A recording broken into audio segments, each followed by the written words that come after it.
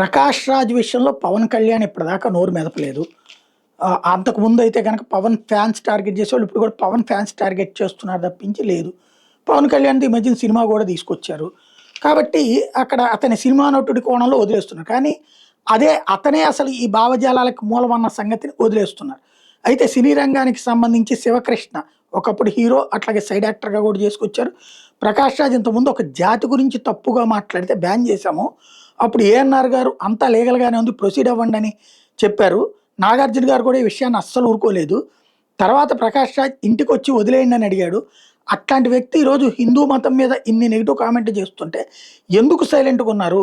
అతని సినిమాలు ఎందుకు బ్యాన్ చేయట్లేదు అన్నటువంటిది ఒకటి శివకృష్ణ గారు అడిగితే, నరేష్ గారు అదే చెప్పుకొచ్చారు. ఆంధ్రాలో ఏదైతే తమిళనాడు తరహా ప్లాన్ జరుగుతోంది. విజయ్ ఎట్లాంటి గేమ్ నడిపారో ఇక్కడ కూడా అట్లాంటి గేమ్ నడుపుతున్నారన్నటువంటి పాయింట్ చెప్పుకొచ్చారు.